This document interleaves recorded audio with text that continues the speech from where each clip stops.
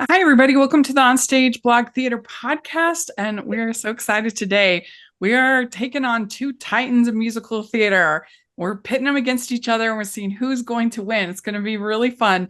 We're talking about Annie, the classic for little kids, especially little girls. And we're comparing it to a new classic. We're talking about Matilda. It's going to be so fun. I am theater critic Rachel Wagner, and Jax is here. Hi, everybody. Rachel, I'm always excited to talk theater with you, but I'm even more excited today because someone who I've been friends with for years and is one of my students, Winter Donnelly, is here today. Before we let you introduce yourself, Winter, I have to brag about you. I've been working with you for about 8 years now, and actually some of the first material we worked on was when you were starring in a production of Annie.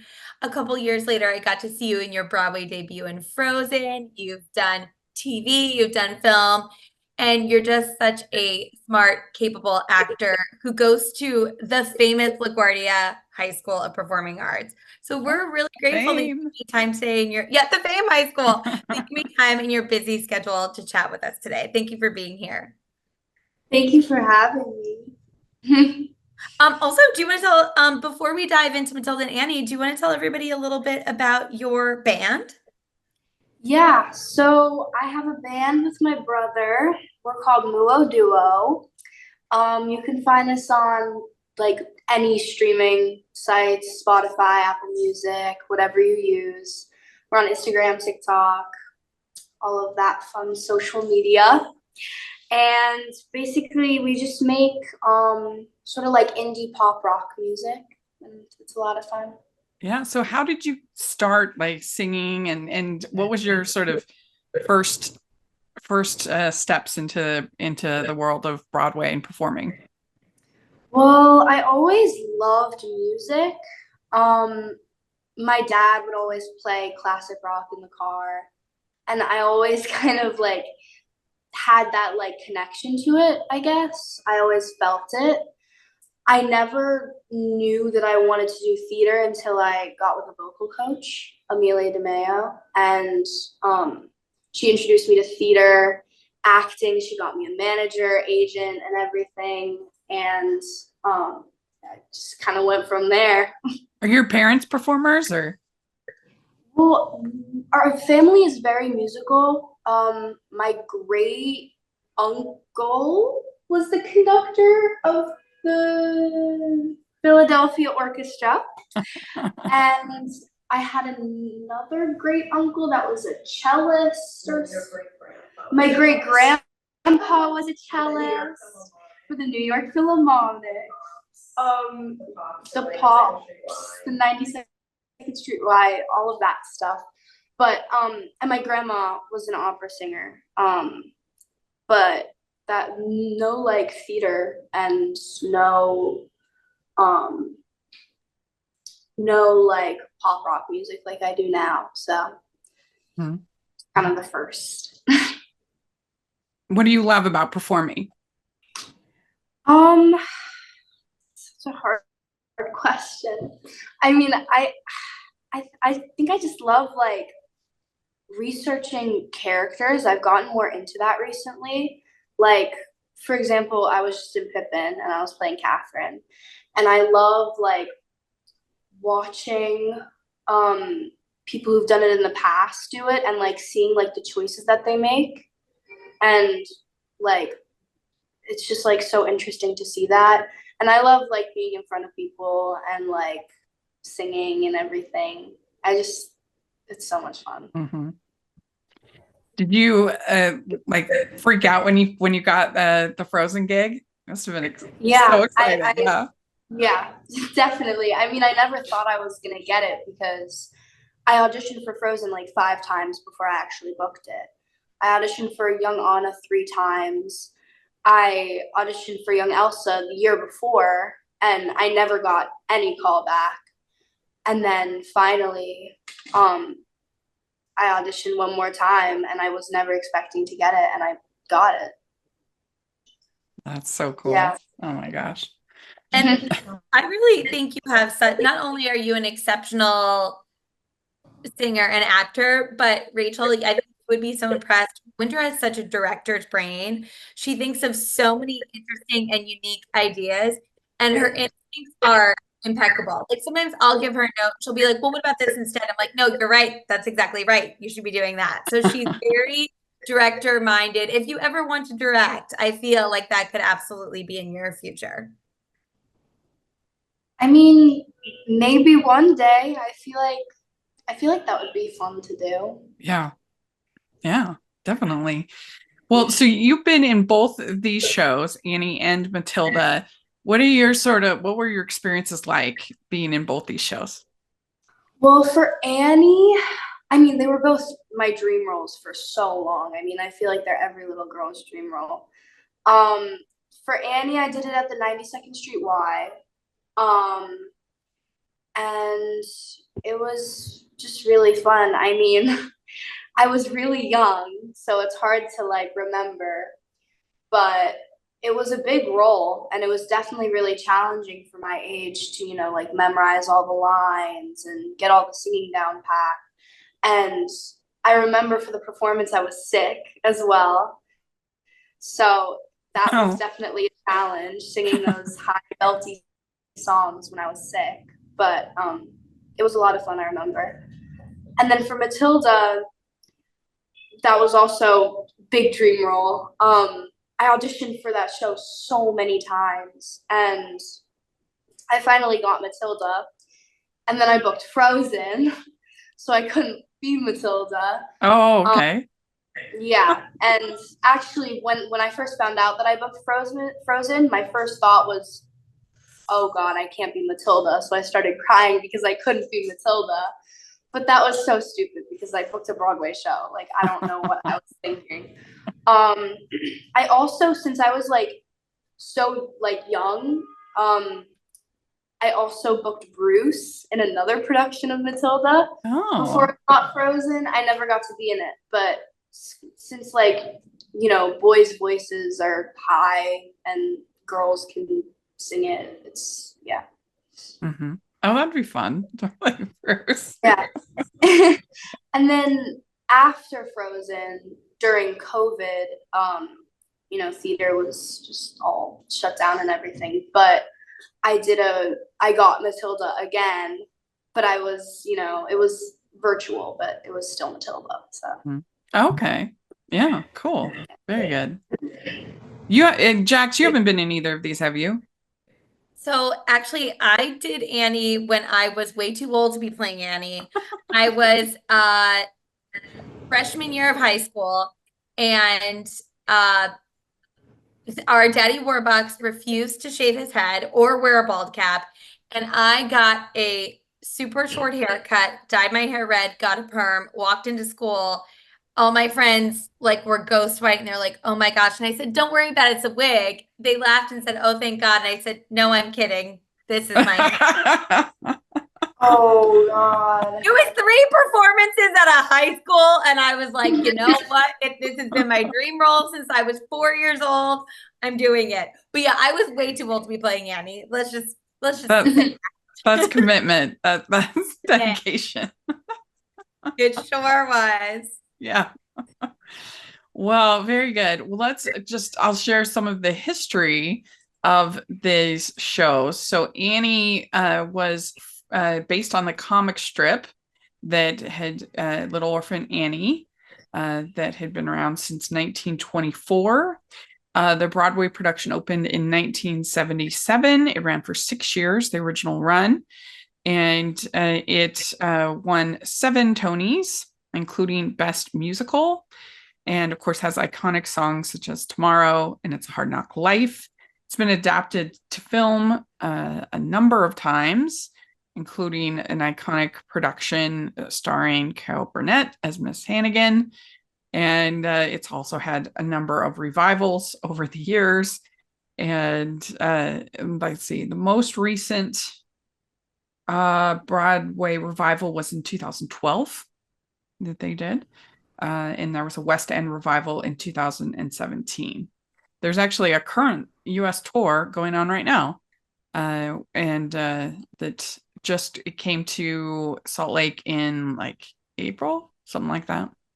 Annie has music by Charles Strauss, lyrics by Martin Charnin, and a book by Thomas Meehan, and then based on the Little Orphan Annie comic strip by Harold Ray. Matilda is based on the novel by Roald Dahl.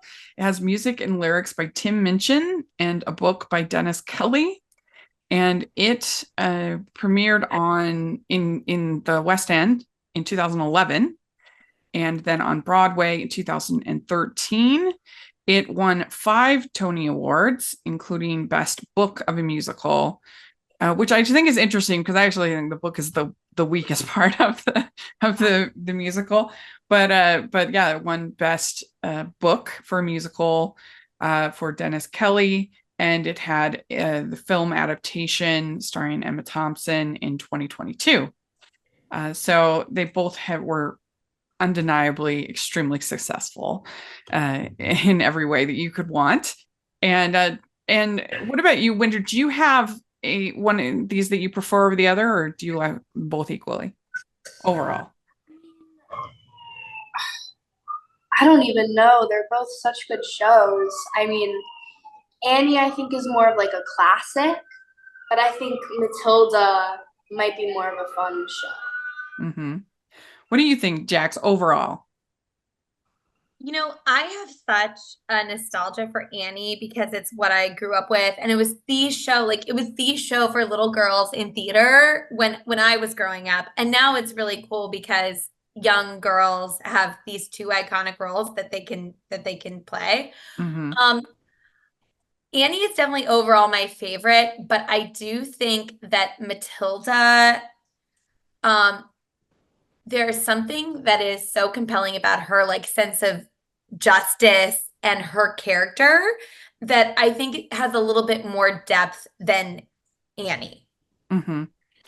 Yeah, I can see that. I think that both are super fun for kids to be in. I think that they inspire kids to get interested in theater and musical theater, and that's the most important thing of all. I think they both have really dishy, fun villains. We'll talk a little more about that. They both have bops that are memorable and entertaining. And we'll talk a little bit more about the book, but that's my main where I would give Annie I just think that Annie in the end is a much tighter, well-written experience and just more enjoyable to watch than Matilda. But I think that both have a lot of positives about them. So yeah, it'll be interesting to talk about. The reason why I had thought about this is that I actually saw Matilda 4 times this summer. Oh my goodness. I knew you'd seen it several times. I didn't know it was 4. Yeah, which is a lot for any show. I think that's a high bar for any show to meet to be palatable 4 times in one summer. And so yeah, it's interesting. I would just kept having friends who were in it, and my friends. I mean, and that's why people want to keep doing both these shows, is because when you have a show with lots of kids, everybody wants, come see me in this, in the way. When you have kids, everybody wants to support their kids, of course, and so it just is easy to get a good turnout. Yeah, it's those shows too. They have such name recognition that it's not like, wait, what is this? What am I going to see? And I also think most people, there are certain shows that you hear and you're like, oh, I hate that one. I don't like that. I think most people either love these or at least they're like, yeah, they're pretty good. Yeah. Well, let's talk about the book first, because that's kind of my main differentiating factor. The problem that I have with the book of Matilda is really it comes down to the escapologist sections. I think are completely unnecessary, and it makes the whole, because in actuality these musicals are about the same length. I was looking up and it kind of surprised me a little bit because I feel like Annie is just tighter in its storytelling.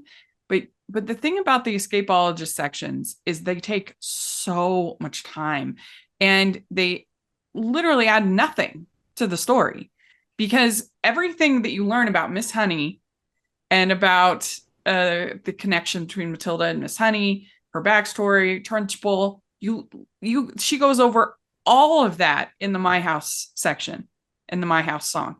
You learn everything that you need to know. You could get rid of all of that escapologist plot, which is significant and long, those sections when she's telling the story to the librarian. You could get rid of all of that and it would be exactly the same. It really would. And so to me, it just makes it feel a little, it just drags. I'm like, come on, tell the story faster. And you could say that about, like, I would say about 80% of Broadway shows these days. It's just like, come on, move things along. We don't need to be here for the entire afternoon. Like, let's keep going. But that's my main problem with Matilda is I just wish it was tighter. I don't know. How do you feel about that, Jax? So it's interesting. I agree. The escapologist sections are they can drag a little. I think it's interesting from like an acting perspective, being able to pull them off, like Matilda telling that whole story is like a feat. Yeah. So much to memorize. So much to memorize. It's so dense. I've worked with people on it and it's fun to work on, but I agree with you. I think it kind of drags. For me, the equivalent of that in Annie is something that as a kid I was just bored by, but it actually is an important part of setting the whole Depression era, is like the Hooverville song. And then when we get our FDR, I was like, like snoozing when I was a kid. And even now I'm like, they're singing Today We're Living in a Shanty. And I know how important this is to set it up. But I'm like, give me Hard Knock Life, give me Tomorrow, give me Fully Dressed, give me Maybe, so those sections drag for me. But I think that to your point, Rachel, they really add to the story. They're not just kind of floating. Yeah. Well, and I think you could probably take out most of the Rooster and Lily parts. I guess they pretend to be her parents, but like I don't think they need like whole song. Oh, I'm obsessed with Rooster. And Really? I just love them. I love them. I'm so obsessed with them that I'm like, put them in it more. I mean, I guess Easy Street is a pretty good bop, but still. Yeah. What do you think about that, Winter, as far as the books for both these shows? What do you think? Yeah, I definitely think Annie is better in that department. I remember as soon as you said the escapologist part, I was like, oh, I remember having to memorize that. And I absolutely hated it. I also hated blocking those scenes too, because they're just so like long and boring to do, honestly. Well, there is no blocking. She's just standing there telling the story to the this one I saw just on Friday, they did a cool like silhouettes thing in the background with the telling the story. And I was like, that looked very pretty. But yeah, it's just her telling the story to the librarian. It's hard to make it too exciting. Let's talk about our leading little girl. So we've got Annie, obviously, and we have Matilda. You were saying, Jax, that you felt like there was a little bit more like heft and weight to Matilda and her journey. Why don't you elaborate on that? I think that for Annie, I can see that Annie played. I feel like Annie, you can play without a lot of depth. She can kind of be this like plucky orphan that's optimistic and kind of like, it can be a little bit more surface level, not the way Winter did it. She was brilliant. But I think that you could do that. And I could see how people would be like, oh, Annie's kind of annoying, or she could be annoying. I think if you play with a lot of humor and nuance and heart, that won't be the case, but I could see how that is. There's something about Matilda and like her love of learning and knowledge and her sense of justice and what's right, that I think is really compelling and almost sort of like an updated protagonist for the new generation. So I think that there's something that's really exciting about being able to work on Matilda. Yeah, I do agree. I mean, I think it's easy to sort of pin Annie as kind of a Pollyanna type, a plucky optimist, as you were saying, and whereas Matilda, there's a little bit more to her as far as like intentional disobedience. Mhm. You know, the people and the adults in her life aren't treating her the way that she knows she deserves to be treated. And she says in the song that if you don't say anything, then you're saying that you basically agree with them, and that's not right, you know. Yeah. And so when she dyes her dad's hair green, when she's it's the whole point of being a little bit naughty, right? And so there's like a little bit more sort of morally interesting kind of about what's going on with Matilda and her, and she gets these superpowers because she is making these choices to be disobedient.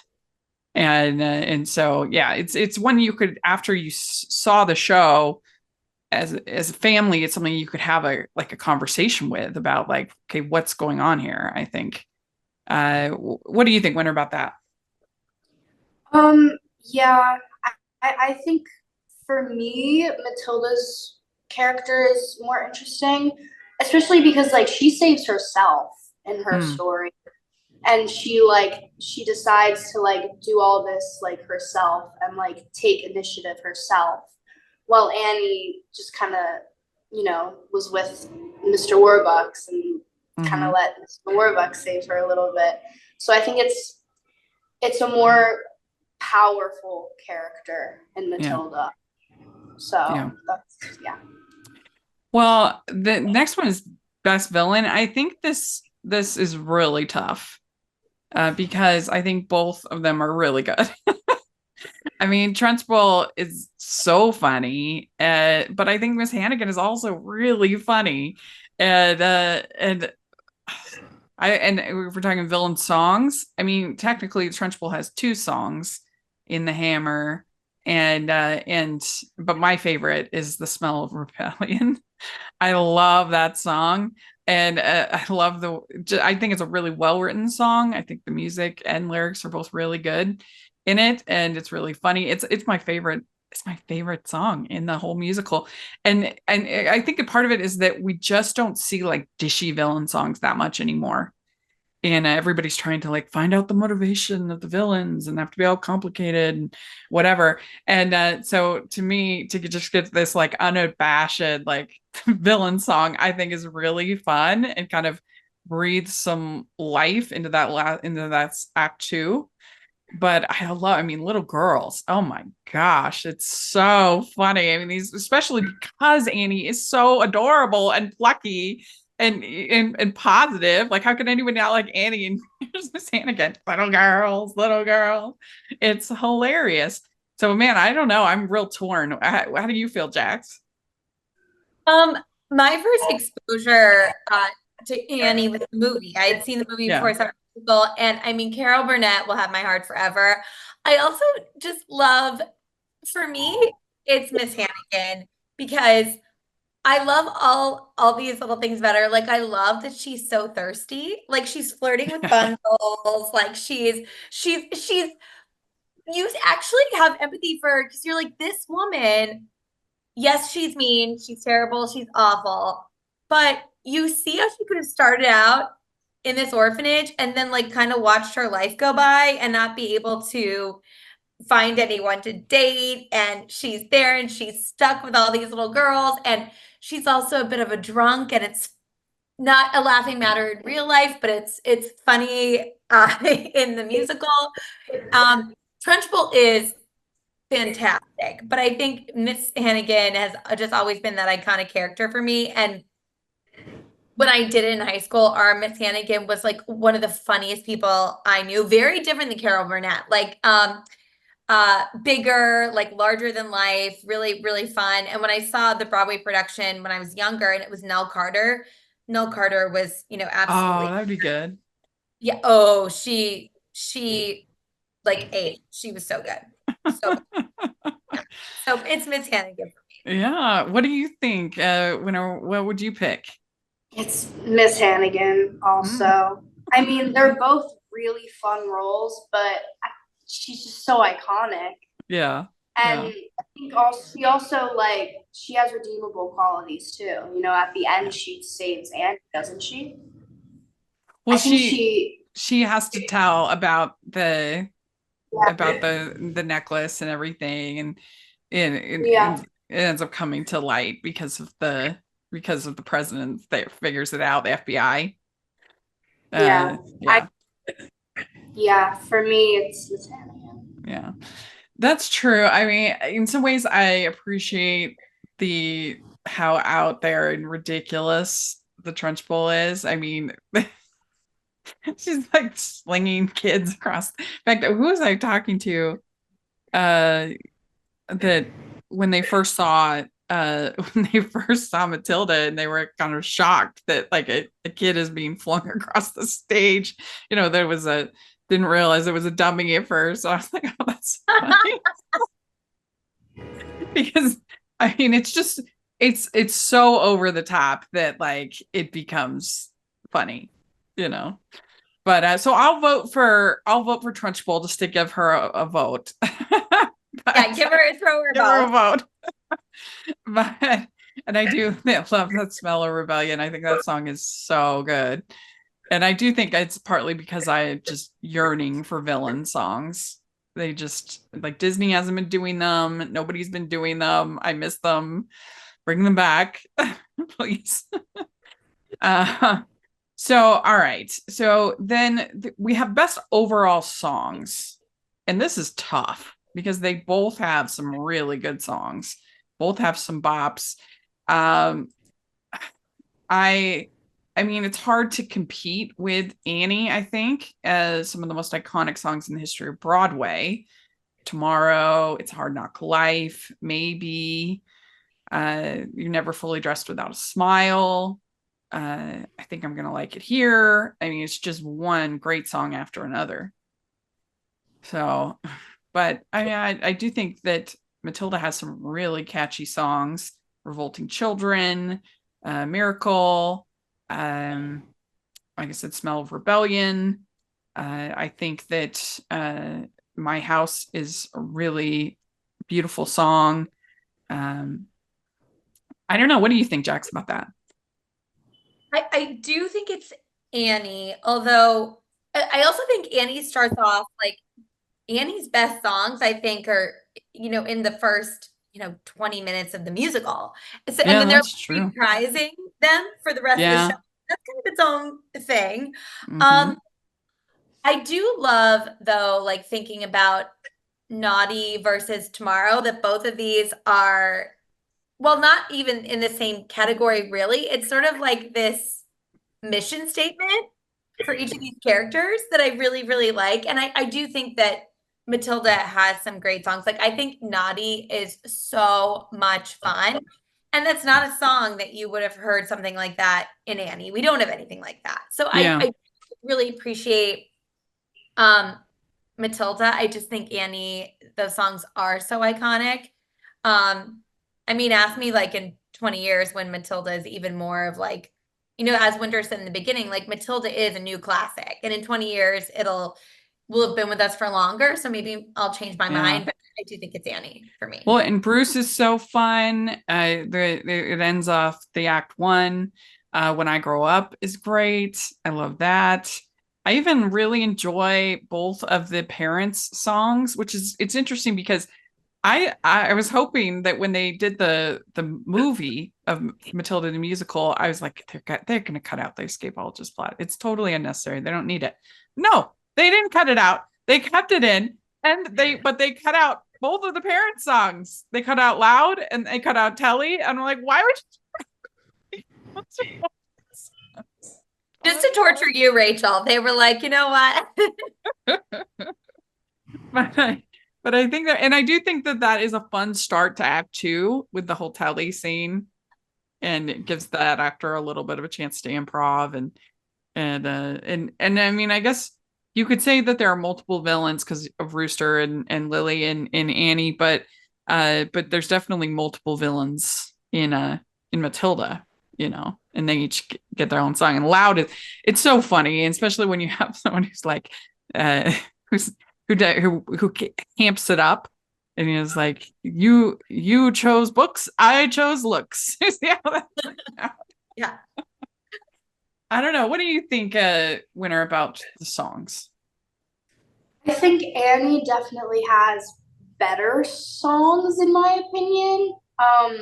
But I think Matilda's songs are more fun to perform. Because I think a lot of the fun dancing the adults do in Annie. And like I know there's like Hard Knock Life and You're Never Fully Dressed, but that's kind of it for like the big kids numbers. While in Matilda you have like Bruce, you have Revolting Children, you have the opening, I forget what it's called. And then you also have the two big songs from Matilda, and Naughty is also like a fun, like upbeat dance number, which it was fun to do. You should talk about the difficulty of singing Annie. Oh my God, Annie is so hard to sing. Like it's harder to sing than Matilda as well. Yeah.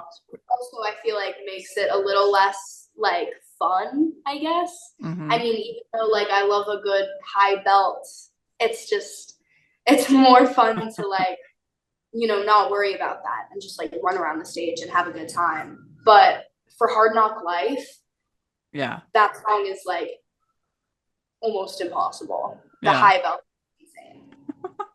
Yeah, well, and Samara, that seems like that would be a hard song. Yeah. Seems like that would be hard. Is it hard to I know you haven't performed on stage, Matilda, but like getting the accent, is that hard? I mean, when I was younger, everybody told me I had a good accent. I don't know if they were lying or not, but I didn't really like work on the accent. I guess Winter is not you need to brag a little. She's excellent with dialects. So for you, and you're very good at all dialects. So for you, I don't think it's a challenge.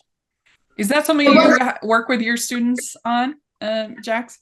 Yeah, and it's fun. It's fun to get to do dialect work. I think it's interesting because when I saw the revival of Annie, that Lilla Crawford was in, they were all doing New York accents, and it was interesting. I was like, maybe let's not.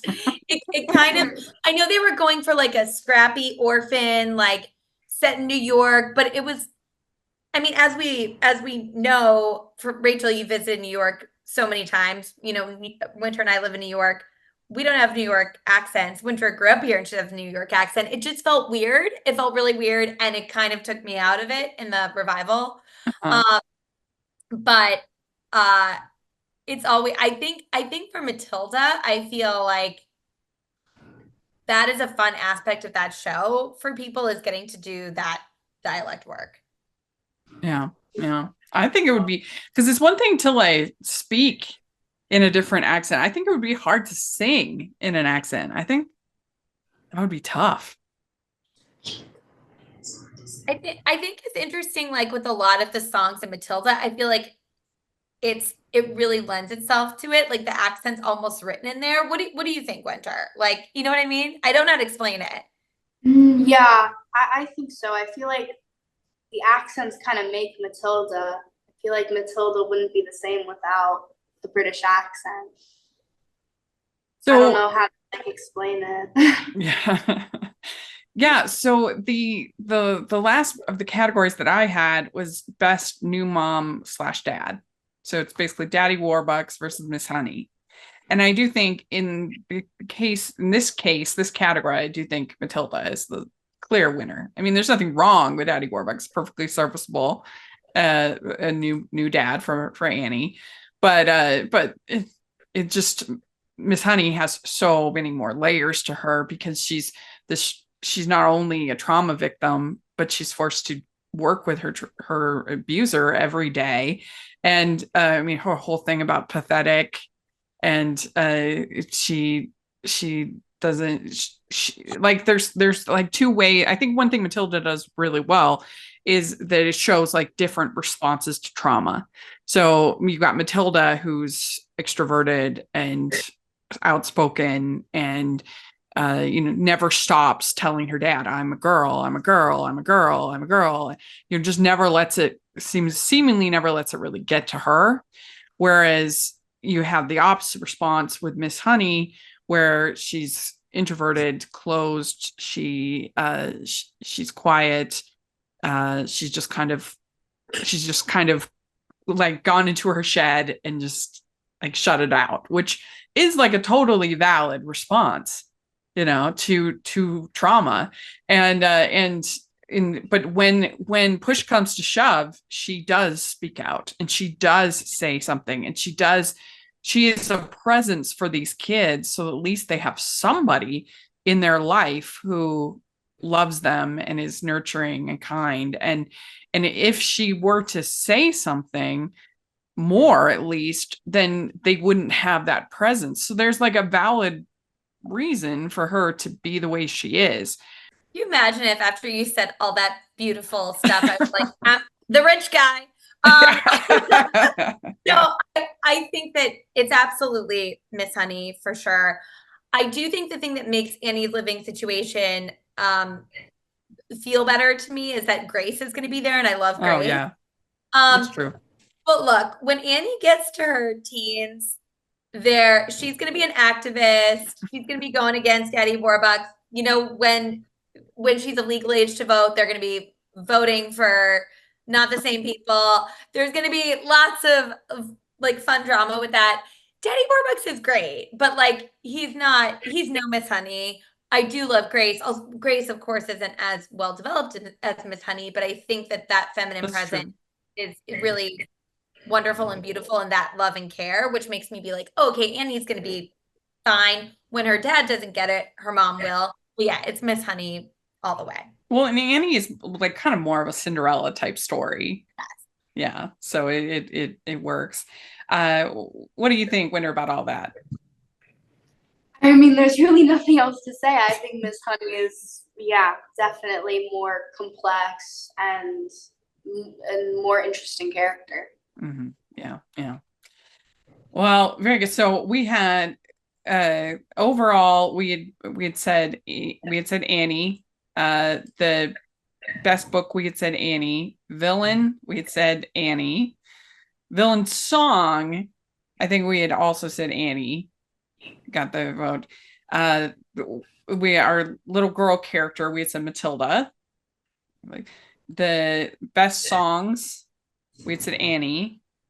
And best new mom dad, we said Matilda. So Annie wins in our little battle. Congrats to a classic musical from 1977. It didn't need our vote of approval.